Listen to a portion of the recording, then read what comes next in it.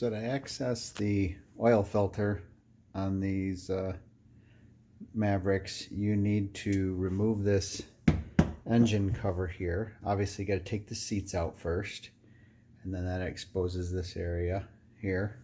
So if you don't already have one of these tools, you should find yourself one. I got this one from Rocky Mountain ATV. It's the kind of the push pin puller. Beats screwing around with a screwdriver to try to pull these out. Just makes it very easy. I say that, but you still want to get in there just right, which is kind of hard to hold the camera. And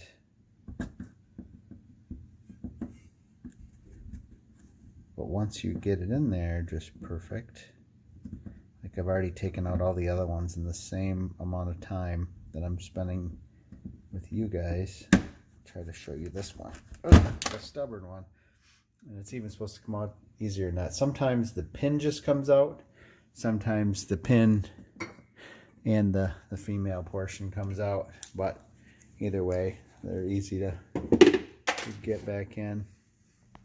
Let's see if we can do this one with success, holding the camera.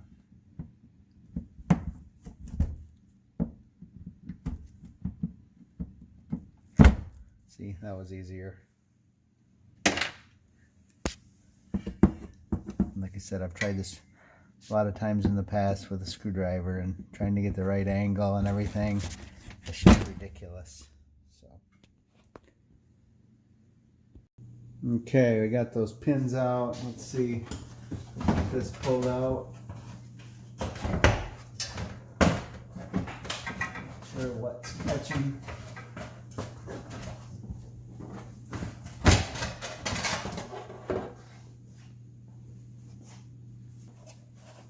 Nasty looking heat shield. This is why these machines are so loud. Look how close you are to the engine. Okay, let me show you where the oil filter cover is. I got this plastic cover off, engine access. I got it a little bit cleaned up in there. And this right here is the oil filter cover. There's 3 bolts on it. They're 8mm bolts. So it's just right above this coolant hose here. Right here. There's one here. There's one at the top. And there's one down here. So I'm going to go, now that I know where this is, and I have it, I've identified the drain plug as being 17mm and this is being 8mm.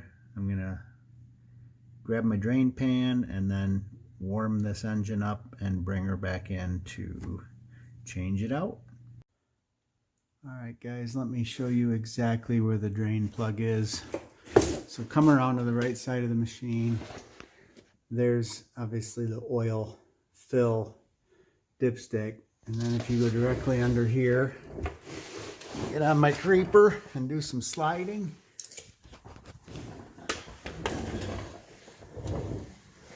So when you come under here, it's this area right here. There's this one and that one. So it's the big circular hole there.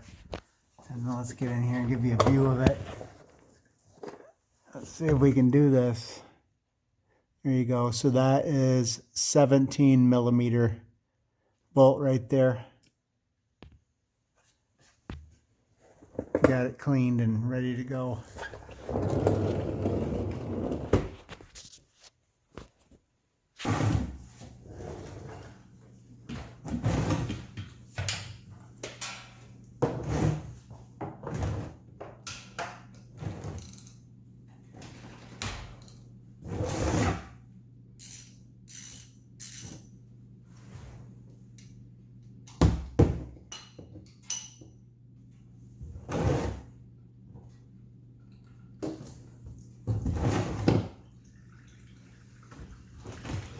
Word to the wise, don't forget your vent, or you'll have that splash problem like I just had.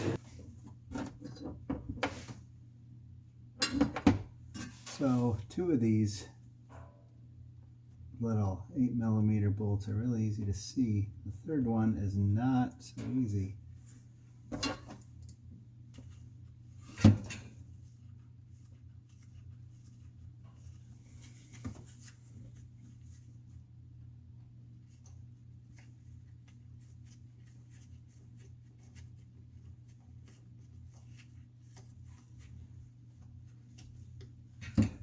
All right, number 3.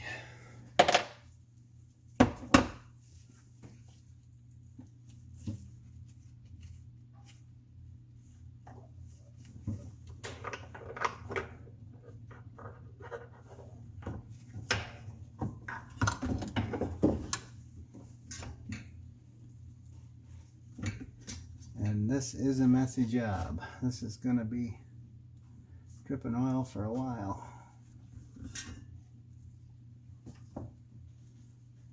Find the cover here. Lost that already. Alright, there's the cover.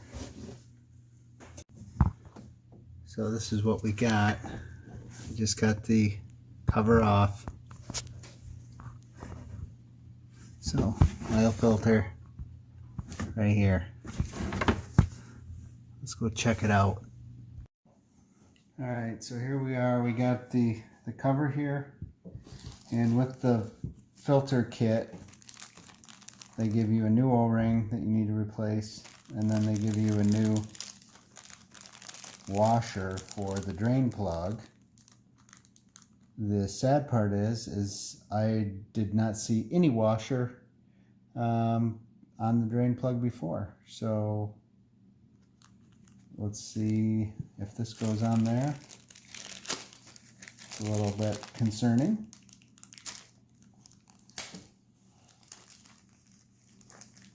And then why is there 3 of these? Or why is there 2 washers in here?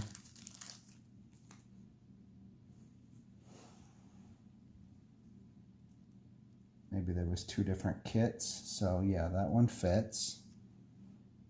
This one does not fit.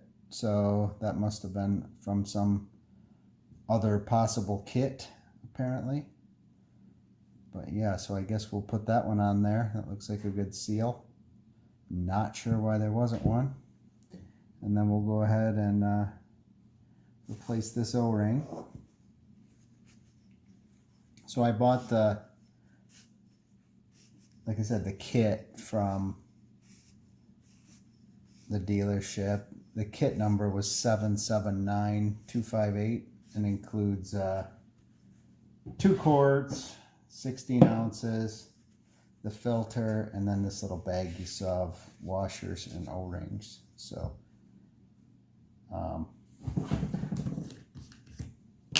the manual says that the oil change with the filter takes 2.1 quarts, which is about, well, it is 67.2 ounces. So you don't really need the full 16 ouncer, but I had already used that at one other point to top off. So I ended up buying another gallon to have as a spare.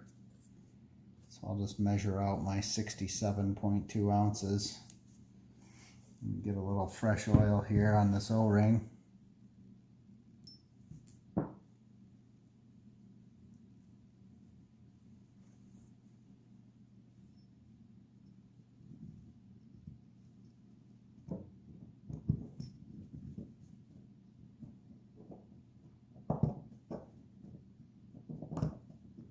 Come on.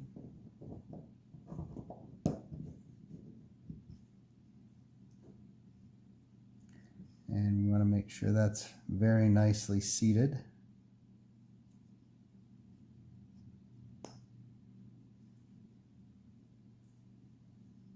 That looks good. And here's our new filter. So we'll put that back in. These were the 3 8mm bolts that I got out. And again, here's our drain plug with our new washer on it. Okay, got it back in, tightened down. Absolutely nothing easy about the process. I mean, it's not complicated, but it's just a pain. So those bolts call for 9 inch-pounds. My inch-pound torque doesn't even go that low, so I think it goes to 20. So I just snugged them up, and I put the new drain plug on. That one is 22 foot-pounds. So I actually used my torque wrench on that one. So let's get her filled up.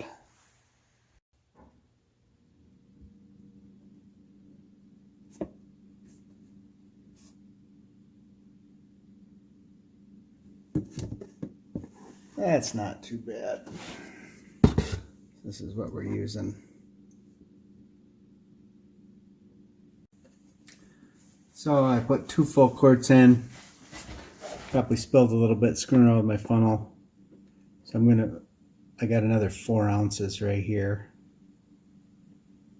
So trying to get to that 2 quart, 3 ounces. And then with my spill, putting in the 4 ounces, we'll see what that gets us. This little size makes it easier to get in there too with little amounts.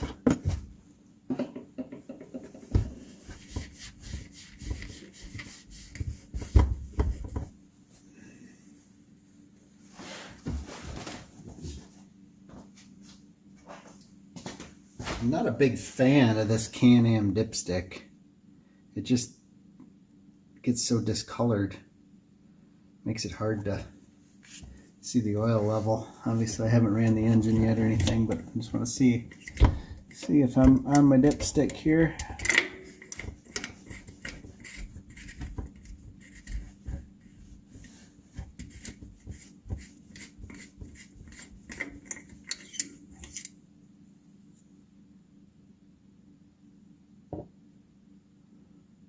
We're on there, so I'll fire it up, let it run a few minutes, and we'll recheck it.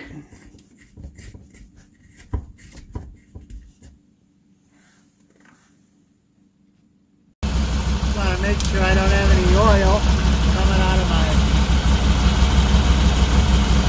filter area.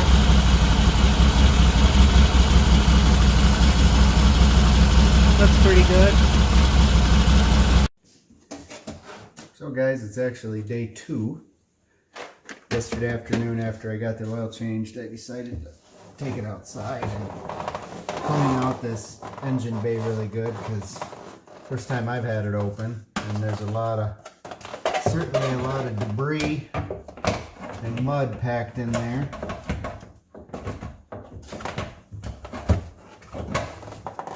This sliding passenger seat, or sliding driver's seat sure is nice. If it wasn't for that, we'd have to completely take out this seat frame to get this back in. Because it's still tricky. There we go.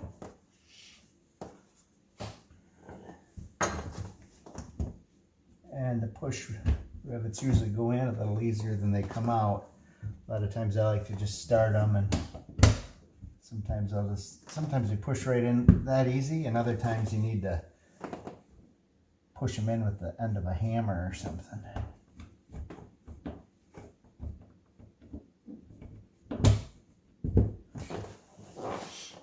I got a tip for you guys. You know, don't ever buy these things at the auto parts store, because they'll charge you $5 for 5 or 10 of them.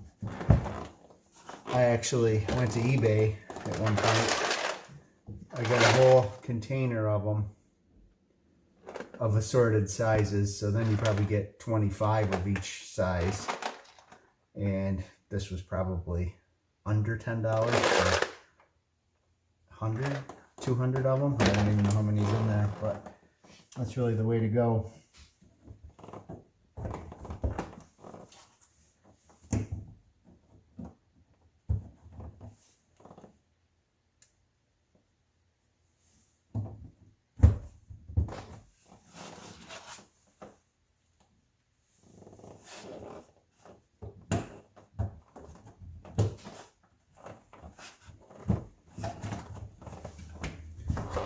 right, snug as a bug.